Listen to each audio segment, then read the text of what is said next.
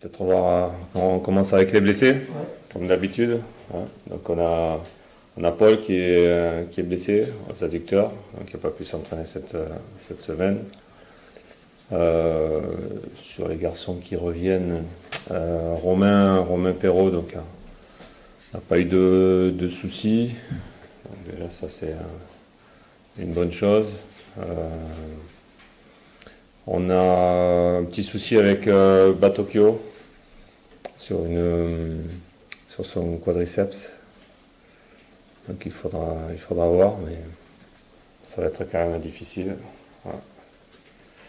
Il avait un petit peu mal la semaine dernière et je pense que c'est pas arrangé quand il est rentré contre Nîmes. Voilà sur les blessés, Christophe Herred bien sûr, toujours. Fait une reprise, il s'entraîne tout seul, à part du groupe, voilà, à des horaires différents. Voilà, Et là, c'était Charbonnet suspendu, du coup, il est vraiment 2020, quoi. voilà c'est ça, de Nice aussi. Ouais.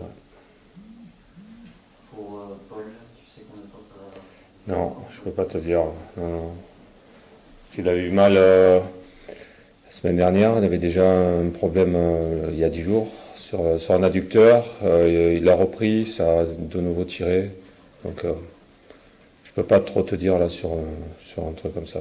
Voilà. Bon, c'est que, en tout cas sur les 15 prochains jours, après on va essayer de voir sur Dijon, mais c'est même pas sûr. Ouais. Sur Romain Perrault, c'est quoi? C'est une confusion au genou? C'est quoi? C'est un... Ouais, non, c'est pas un coup. Il a fait une extension sur une frappe et ça, sur le ligament, ça a tiré. D'accord. Voilà, donc je suis entraîné toute la semaine normalement, donc ça va. Faut bien qu'on récupère un peu quelques joueurs. Quand même. Voilà, c'est bien.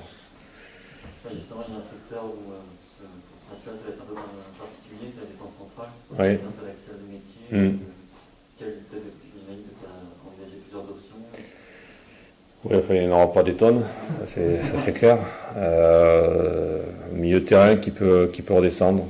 On peut avoir un garçon comme Yanga qui peut redescendre. Après, il y a la possibilité aussi de Ludo, qui est plutôt un latéral qui peut rentrer dans l'axe. Donc en fait, c'est les options, c'est les deux. Est-ce que l'expérience justement d'un joueur comme Ludo Rival, ça peut faire pencher la balance plutôt qu'un joueur comme Yanga qui va faire Ouais. moins de matchs en Ligue 1, moins de blessés? Ouais, alors oui, tout à fait. Ouais. Maintenant, ça se discute aussi parce que Yanga, on l'a fait jouer sur des matchs amicaux, un petit peu à ce poste-là puisqu'on était un petit peu en déficit, et sur des entraînements régulièrement aussi. Donc lui, ce qui peut nous amener, c'est la force, sa puissance, beaucoup de puissance. Après, c'est vrai qu'il n'a pas d'expérience. Ludo est plus gêné, à dire, dans l'axe. C'est moins son poste. Maintenant, il a effectivement lui l'expérience. Donc il y aura des choix à faire là-dessus. Ouais. Globalement, au-delà de défense centrale, qui est bon, évidemment un sujet un peu épineux, c'est sûr qu'il faut la construire. Ouais. Au-delà de ça, il y a eu cette plaque à Nîmes. Mm. Après une telle plaque qui en plus répond à d'autres la saison dernière Mm. dans ce style-là, est-ce que c'est la tentation de bouger les choses, est forte ou pas? De bouger les choses, quand je parle sur le terrain, quand c'est dans le système, dans les joueurs, essayer de faire un traditionnel électrochoc, c'est créer quelque chose comme ça, ou pas spécialement, justement, peut-être remettre une... Faire bouger les choses, je suis le premier à vouloir les faire bouger. Après, il faut voir les possibilités. Après, quand on dit faire bouger les choses, même dans le système, je pense pas qu'à Nîmes ce soit un problème de système. Je ne vais certainement pas me cacher derrière ce problème de système, puisque sur les matchs amicaux, le système il a bien fonctionné. Non, après c'est le comportement compétitif qu'on doit avoir quand on rentre dans le championnat. Il y a ça, quoi. Alors, sur Nîmes, on a pris une leçon de compétition en fait, sur des garçons qui en face étaient déterminés. Donc la force collective de Nîmes a été supérieure à la force collective de Brest.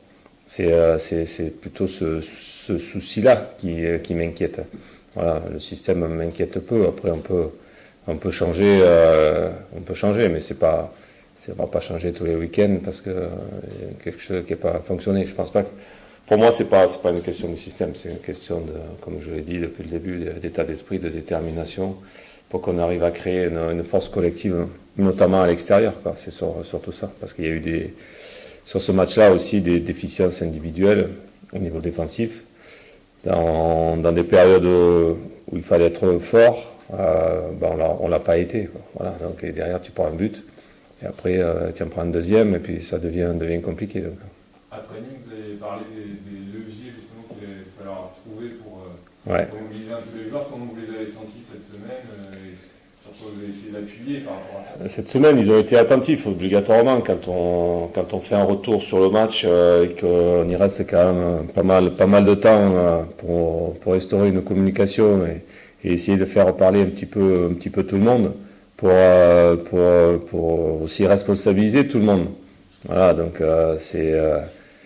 on est tous coupables là-dessus sur un match comme ça, mais il faut aussi que chacun prenne ses responsabilités. Et c'est pour ça que j'ai besoin d'avoir des joueurs de caractère qui prennent leurs responsabilités et qui amènent leur leadership. Et pour le moment, ça a un petit peu de mal à émerger, ce côté leader, et surtout quand l'équipe elle va pas ou quand elle est dans des moments difficiles. C'est surtout ça que les réactions que j'attends, quoi. Donc on a tendance à avoir un manque dans ce secteur-là quand ça commence à être plus dur, un peu plus heurté, un peu plus compliqué, que l'adversaire est là, présent. Ce qui est passé à Nîmes, c'est plus de présence athlétique qui nous a gênés. On a du mal à avoir cette réaction et cette rébellion, un petit peu, qui nous a fait défaut. Sur la question d'avant par rapport à faire bouger les choses, j'ai évoqué le système, c'est pas que ça, il y a le système, mais je pensais derrière ça aussi, est-ce que vous pouvez changer des joueurs? Est-ce que c'est éventuellement le brassard que tu as testé avec Jean-Pierre? Ouais. C'est ça, parce que c'est toutes ces choses-là, dans l'idée de faire bouger les choses, c'est Ouais. gagner le jeu avec plein de petites choses comme ça. Ah oui, il y a plein de petites choses. Donc c'est pareil, tu parlais du brassard, on en a déjà parlé, on peut en reparler. Il y a 4-5 joueurs qui sont susceptibles de porter le brassard. Je pose la question à certains, quand ils l'ont, de savoir si ça leur pèse ou ça leur pèse pas. Donc voilà, eux, ils me répondent en toute franchise là-dessus. Donc ces joueurs-là que j'ai désignés, je souhaite qu'ils prennent plus d'ampleur. On en a déjà parlé aussi au niveau leader. Après, je ne veux pas non plus que ça pèse, mais ces questions-là ont été posées. A priori, tout le monde, sur les 5, là, ils sont capables de prendre leurs responsabilités, donc ils sont OK là-dessus. Donc sur le brassard, il n'y a pas trop de problèmes là-dessus. Je ne pense pas que ce soit ça qui gêne. Bon, mais j'ai quand même posé la question. Après, quand tu parles changer de joueur, oui.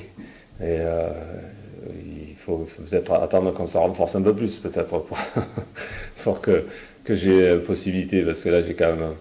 on a des petits soucis, comme tu as pu voir, un peu des blessures, un peu des effectifs qui doivent s'étoffer. Donc aujourd'hui, on est comme j'ai expliqué la dernière fois, avec ce système de mercato, on est un petit peu bloqué, on n'est pas les seuls. En attendant d'être étoffé, on cherche les meilleures solutions, mais il n'y en a pas des tonnes non plus. Voilà, par rapport à ce que j'ai vu moi sur cet été, sur la préparation, on a des jeunes joueurs qui arrivent. Est-ce que de mettre trop, on est quand même assez jeune aussi. Si on met encore plus jeune, je ne pense pas que ce soit non plus la solution, quoi. Tu parlais de développer une force collective. La saison dernière, à domicile, vous aviez une vraie force collective, avec aussi le B qui était énormément plein, rempli. Est-ce que le fait, avec une jauge moins remplie de spectateurs, ça peut jouer ça peut avoir un impact sur la communauté? Ce qui est intéressant à voir, c'est aussi par rapport au dernier match, Nîmes Olympique a un peu la même force à domicile avec son public. On a vu qu'il y avait beaucoup moins de monde, mais qu'il y avait beaucoup de résonance dans dans le stade. C'est un peu ce que j'attends aussi à Le Blé. On sait qu'il y aura moins de monde. Maintenant, est-ce qu'on peut reproduire la même ambiance? Peut-être, voilà, en ayant moins de monde. Je pense qu'on peut faire aussi du bruit, encourager son équipe et amener la même énergie, je le pense. Cette semaine, je vais juste que pour préparer ce match contre l'OM, vous êtes particulièrement focalisé sur vous parce que c'est très flou en face. Vous n'avez pas joué le premier match, préparation tronquée, c'est particulier d'affronter une équipe comme ça. Oui, parce qu'en fait, on n'a pas spécialement d'éléments. Ouais, effectivement, je pense qu'ils ont des gros soucis, certainement plus importants que nous au niveau organisation pour s'entraîner. Voilà, donc les vestiaires, tout ça, nous on n'a pas ce souci-là. Et puis après, il faut bien regarder qu'il y a des garçons qui ont été touchés par le virus, qui vont revenir, mais bon, dans quel état? Voilà, c'est ça aussi. On voit bien que certains reviennent très rapidement, mais d'autres mettront beaucoup plus de temps à revenir. Et ça, c'est vrai que pour nous, on est dans l'expectative là-dessus. Et on n'a pas d'éléments particuliers à savoir qui va jouer. On pense, mais bon, dans quel état ils seront les uns et les autres, on n'a pas d'éléments. Alors effectivement, on s'est plus tourné cette semaine, comme souvent quand même. On travaille beaucoup plus sur notre groupe à nous, quoi. C'est sûr. Tu disais la semaine dernière que dans ce contexte incertain où on ne sait pas, ça joue pas, c'est quatre colis qui sont les uns après les autres. Ouais. Tu disais que ce qui était le plus important pour un groupe, c'était de rester concentré sur lui-même et Ouais. tu pensais qu'il va jouer de toute façon. Ah oui. Est-ce que justement, tu disais que là, il n'y a pas de dispersion, tu constates qu'il n'y a pas de dispersion, ça se passe bien, que tout le monde arrive à se concentrer quand bien que mal ou pas? En fait, nous, on fait passer le message et on a bien vu que la semaine dernière, en fait, ça a beaucoup parlé sur ce que le match à Nîmes va avoir lieu. En fait, le match à Nîmes, il a lieu. Là, c'est pareil, on est parti sur la même chose. J'espère que l'expérience d'une semaine va nous aider sur l'autre semaine. Parce que bien sûr que nous, on s'entraîne de la même manière, on fait passer les messages, on s'entraîne. Voilà, il faut toujours prévoir le match, même si tant que le match n'est pas annulé, voilà, on joue et il faut avoir cet état d'esprit. Après, moi je ne suis pas dans la tête des joueurs, quoi, voilà. Bien sûr, on ne pourra pas empêcher les joueurs de parler, de lire ce qui se passe dans les journaux et de dire peut-être qu'on ne va pas jouer, etc.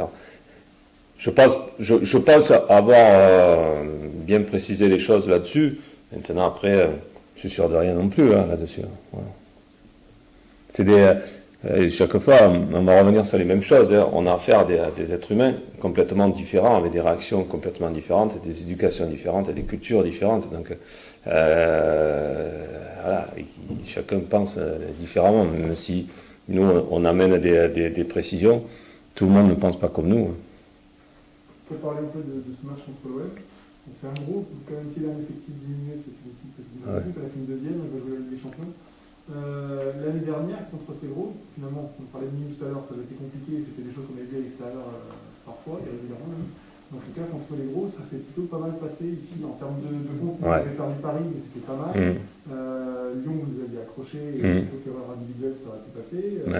Rennes, 0-0 ici. Enfin, contre ces équipes à Le Blé, ça s'était bien passé. Est-ce que pour toi, c'était des défis phénomènes à chaque fois, ou il y avait forcément une conductrice qui fait que contre les gros, ça passe bien? Il y a une concentration peut-être encore plus accrue, ce qui est regrettable d'ailleurs, parce qu'on devrait être hyper vigilant et hyper concentré et connecté tout le temps. Sur des équipes qui nous sont supérieures, c'est des équipes qui jouent aussi. Les espaces sont différents.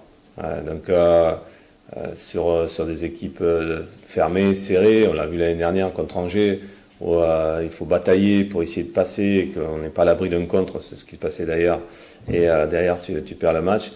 Parfois c'est peut-être plus difficile pour nous. Quand il y a un peu plus d'espace, on peut plus s'exprimer, c'est vrai. Alors après, on a affaire à des joueurs supérieurs qui peuvent aller beaucoup plus vite et qui sont techniquement plus à l'aise.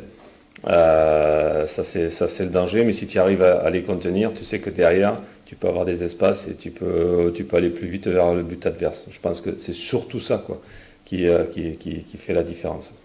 C'est les espaces, quoi. Ah ouais, il y a beaucoup plus d'espace. Contre Nîmes, on n'a pratiquement pas eu d'espace. On n'a pas été précis après dans le gelon pour sauter leur mur à eux parce qu'ils avaient mis un mur. Et là, sur Marseille, il y aura toujours de l'intensité. Ils vont mettre de l'intensité, mais c'est des équipes qui vont certainement plus jouer dans les pieds. Il y aura certainement plus peut-être chez nous de récupération de ballons qui vont nous permettre après de pouvoir nous exprimer aussi, quoi. Voilà. Donc en fait, c'est un contexte différent contre les grosses équipes. Et puis, ces matchs-là, l'année dernière, finalement, encore une fois, comptablement, il n'y a pas toujours eu beaucoup de points de vous. Non. Oui, c'était beaucoup plus intéressant. Après, c'est sûr que quand il y a une équipe, je te dis, qui en face joue, vraiment cherche à jouer, il y a un peu plus il y a de la difficulté, mais il y a un peu plus de possibilités pour nous d'intercepter un ballon, de pouvoir jouer aussi un peu dans certains espaces. Il n'y a peut-être pas toujours les retours des attaquants adverses qui sont peut-être un peu moins disciplinés. On le voit même au très haut niveau, puisqu'on parlait souvent au PSG avec les retours de Mbappé, Neymar, etc. Ils sont peut-être moins stricts qu'on peut le trouver sur des équipes nîmoises, par exemple. Voilà. Donc en fait, tout ça te crée un peu plus d'espace que tu peux exploiter. Dimanche, Gaëtan Charbonnier a joué toute la deuxième mi-temps. Là, vous estimez qu'il a combien de minutes à peu près dans les jambes? C'est toujours difficile. Moi, je ne suis pas devin là-dessus. Maintenant, par rapport à ce que j'ai vu, il a déjà tenu une mi-temps, ce qui était déjà exceptionnel par rapport à une opération sur un genou, même une petite opération. Il est revenu assez vite. Donc, je pense que là, il monte crescendo. Je pense qu'il a, pour moi, 1 heure. Après, je ne sais pas exactement, mais je pense qu'il a au moins 1 heure dans les jambes aujourd'hui, quoi. Ouais. Et pour revenir sur tout à l'heure, lui, il va porter un supplément d'expérience dans une période où il en manque peut-être un peu. Oui, je pense que c'est un joueur qui peut amener ce petit plus et peut-être cette aura dont l'équipe a besoin aussi. Mais bon, il ne faut pas non plus trop demander sur un joueur qui a aussi une prépa tronquée par cette opération genou, quoi. Il ne va pas transformer l'équipe. Non. Aujourd'hui, ce que moi j'ai besoin, c'est de voir vraiment un état d'esprit encore plus élevé, plus fort, quoi. Voilà, surtout dans les moments clés, parce qu'à Nîmes, on retient surtout le score, mais quand on revoit le match, et puis moi je l'ai revu avec une autre caméra un peu plus aérienne et tout ça. Voilà, bon, par exemple sur le deuxième but, normalement on doit se présenter à 1 contre le gardien adverse. C'est juste qu'il y a une passe qui a été dans la profondeur, qui a été mal ajustée, et derrière, comme l'équipe de Nîmes n'était pas spécialement replacée, elle s'est retrouvée avec ce latéral gauche qui était très haut, alors que lui s'était pas replacé, et qu'on avait profité de ça.